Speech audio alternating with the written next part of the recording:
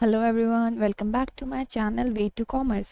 इस वीडियो में जो हम टॉपिक डिस्कस करने वाले हैं वो है sale of good act.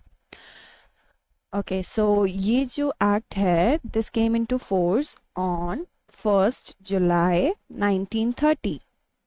Okay, so ये चीज़ भी आप याद रख सकते हो कि ये एक्ट कब आया था। तो this came into force on 1st July 1930। So let's start.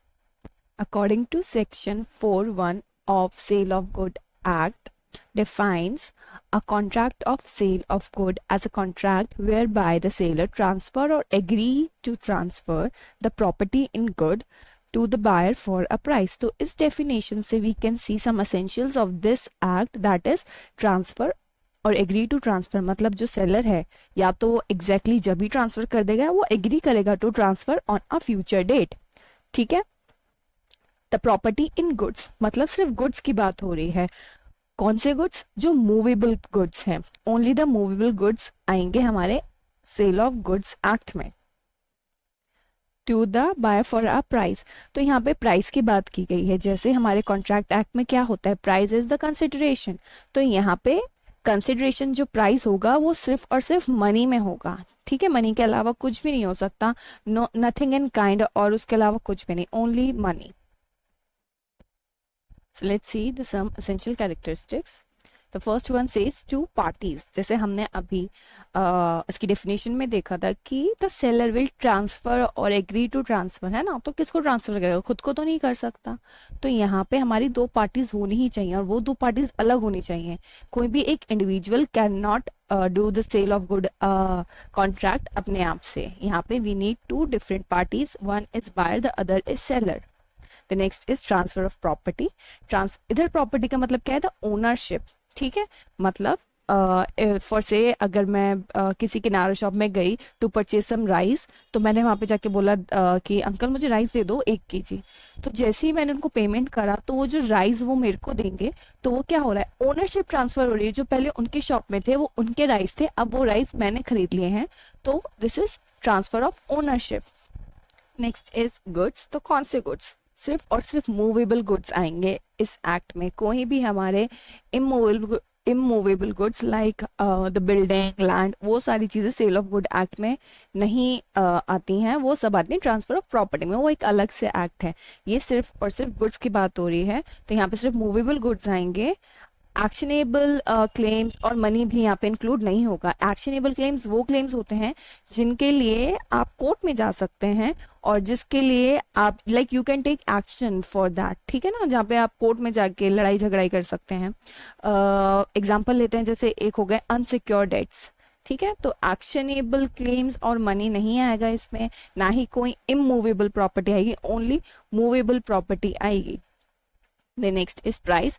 जैसे अभी हमने देखा था डेफिनेशन में भी, जो प्राइस है वो हमेशा ही हमारा मनी होगा, कुछ भी इन काइंड नहीं होगा। नो द बैटर सिस्टम भी नहीं होगा। बैटर सिस्टम में क्या करते हैं हम, एक पर्सन दूसरे पर्सन को गुड देते तो सामने से हमें उसका रिटर्न में गुड ही मिलता है ना। तो एक्सचेंज ऑफ गुड्स होता है between the parties, that is called barter system. तो बैटर सिस्टम भी नहीं होगा, नथिंग इन काइंड होगा, लाइक जैसे हम किसी को गिफ्ट वगैरह दे रहे हैं वो भी नहीं होगा। कंसिडरेशन होगी और कंसिडरेशन सिर्फ और सिर्फ मनी में होगी।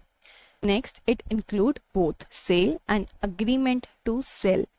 मतलब सेल होता है जैसे आप ऑन द स्पॉट आपकी ट्रांसफर ऑफ गुड हो जाता है, मतलब पोजीशन उसकी जब ही ट्रांसफर हो जाती है। जैसे अभी लाइक मैं गई किसी स्टेशनरी शॉप पे, मैंने पेन खरीदा और मेरे को मिल गया, तो this is sale. Agreement to sale वो होता है जब आप अभी सिर्फ और सिर्फ एक अग्रीमेंट बना रहे हो और you will be doing that performance in future date, मतलब बाद में आपकी गुड की ट्रांसफर होगा, गुड की पोजीशन। एग्जाम्पल लेते हैं, फॉर से मैं किसी किनारा शॉप में गई, मैं बोलती हूँ कि अंकल मेरे को ना एक सोप चाहिए। वो बोलते बेटा ये वाला सोप नहीं है, मैं आपको मंडे को दे दूंगा। तो मैं बोलती हूँ ठीक है अंकल, आप एक काम करो, पैसे ले लो, मंडे को मॉर्निंग में दे देना। ठीक है, तो अभी पोजीशन कब ट्रांसफर होगी? Monday morning. तो this is agreement to sale. So थोड़ा डिटेल में समझते हैं सेल और अग्रीमेंट टू सेल को। So the first point is on the spot sale. और फिर अग्रीमेंट टू सेल में क्या होता है? Sale at future date. जब हम ऑन द स्पॉट किसी भी प्रोडक्ट को सेल कर रहे हैं तो that will come under sale. And अगर किसी भी फ्यूचर डेट पे हम अपना कॉन्ट्रैक्ट ऑफ सेल को परफॉर्म कर रहे हैं, तो that will come under agreement to sell. Immediate transfer of risk and ownership in case of sale. देखो, जब हम ऑन द स्पॉट सेल कर रहे हैं तो प्रोडक्ट कहाँ जा रहा है, बायर के पास ऑन द स्पॉट चला गया। अब उसकी पोजीशन हो गई है गुड की, बायर के पास आ गई है। जैसे मैंने एक सोप खरीदा, अब वो सोप की पोजीशन मेरे पास आ गई है, ठीक है, on the spot immediately transfer हो गई है।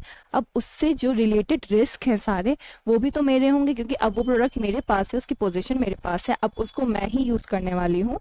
अब उससे कोई भी रिस्क होता है जनरेट, तो वो मेरे ही हिस्से आना है, ठीक है। अब अग्रीमेंट टू सेल में क्या होता है कि ट्रांसफर ऑफ ओनरशिप और रिस्क जो है वो फ्यूचर डेट पे होता है। कैसे? क्योंकि अभी सिर्फ हमारा अग्रीमेंट बना है, जो ओरिजिनल सेल परफॉर्म होना है वो फ्यूचर डेट पे होगा, है ना। तो जो ट्रांसफर है रिस्क और ओनरशिप का, वो फ्यूचर डेट पे होगा। तो जब तक वो ट्रांसफर गुड का हम नहीं करेंगे, जब तक रिस्क और ओनरशिप ट्रांसफर नहीं होगा, तो हमारा जो ट्रांसफर ऑफ रिस्क और ओनरशिप है वो भी फ्यूचर डेट पे होगा, प्रोडक्ट के साथ ही। प्रोडक्ट के बिना तो आप रिस्क ट्रांसफर नहीं कर सकते ना, जिसके पास प्रोडक्ट की पोजीशन है उसी के पास रिस्क है। नेक्स्ट इज, जो सेल होता है हमारा वो एग्जीक्यूटेड कॉन्ट्रैक्ट है। एग्जीक्यूटेड और एग्जीक्यूटरी में डिफरेंस हमने करा हुआ है पहले की अपनी वीडियोस में। तो एग्जीक्यूटेड में ये होता है कि जो हमारा अगर कॉन्ट्रैक्ट है जो ऑन द स्पॉट उसका एग्जीक्यूशन हो जाए, दोनों पार्टीज की जो परफॉर्मेंस है वो जब के जब कंप्लीट हो जाए, तो हमारा एग्जीक्यूटेड हो जाएगा। एग्जीक्यूटरी वो होता है जो फ्यूचर डेट पे दे डिसाइड कि हमें अपनी परफॉर्मेंस फ्यूचर डेट पे करनी है, चाहे वो फुली या वो पार्शियली करें। तो सेल जब हमारा सेल हो रहा है तो वो ऑन द स्पॉट हो रहा है, तो दैट इज एग्जीक्यूटेड। दोनों पार्टीज ने अपनी जो परफॉर्मेंस है वो एग्जीक्यूट कर दी है, डन कर दी है। और जो एग्रीमेंट टू सेल है वो हमारी फ्यूचर डेट पे होगा, तो this is executory contract. Then seller can sue the buyer for the price. जब भी हमारा सेल होगा तो सेलर क्या करेगा, सिर्फ और सिर्फ प्राइस के लिए स्यू कर सकता है। जैसे बायर ने पहले सामान ले लिया, फिर वो बाद में मना कर रहा है कि नहीं मुझे ये सामान नहीं चाहिए, तो एक बार जब सेल हो गई है ना, तो सेलर के पास इतनी अथॉरिटी है कि जब ब्रीच ऑफ कॉन्ट्रैक्ट होगा तो वो बायर से अपना full price of that product ले सकता है। Whereas अग्रीमेंट टू सेल में क्या होता है, seller can sue the buyer only for the damages. यहाँ पे सिर्फ डैमेजेस के लिए क्यों स्यू कर रहा है, क्योंकि पोजीशन तो अभी सेलर के पास है ना, अभी तो सिर्फ अग्रीमेंट हुआ है, परफॉर्मेंस तो नहीं हुई है ना सेल की। तो इसलिए जो हमारा सेलर है वो बायर से सिर्फ और सिर्फ डैमेजेस क्लेम कर सकता है, और कुछ नहीं, फुल प्राइस नहीं कर सकता। The next is any loss to the goods liability of the buyer in case of sale. देखो सेल में क्या होता है, जो सेल है हमारी ऑन द स्पॉट हो रही है ना, अब गुड्स की पोजीशन किसके पास चलेगी, बायर के पास। तो अगर उसमें कोई भी लाइबिलिटी है, लाइक लॉस हो रहा है अगर गुड का, तो वो लाइबिलिटी किसकी क्रिएट होगी, बायर की, क्योंकि पोजीशन तो उसके पास आ गई है ना, अब तो ओनर बायर ही है। लेकिन जब अग्रीमेंट टू सेल हो रहा है तो उसमें क्या है, जो लाइबिलिटी है ना हमारी गुड्स की, वो सेलर के पास रहेगी। क्यों? क्योंकि अभी हमारा गुड ट्रांसफर नहीं हुआ है, अभी गुड्स की पोजीशन सेलर के पास ही है। तो इसलिए लाइबिलिटी अगर कोई गुड से क्रिएट होती है, फॉर से हमारे लॉस हो गए, कुछ गुड में कुछ हार्म हो गया, फायर हो गया, जल गए, कुछ भी हो गया, तो सारी जो लाइबिलिटी है वो सिर्फ और सिर्फ सेलर की होगी, क्योंकि अभी ओनरशिप अभी तक ट्रांसफर नहीं हुई है। एग्जाम्पल देखते हैं सेल का। A sale his house to be for 1 crore. A ने हाउस दे दिया, बी ने 1 करोड़ दे दिए, हो गया on the spot sale. Then example देखते हैं अग्रीमेंट टू सेल का।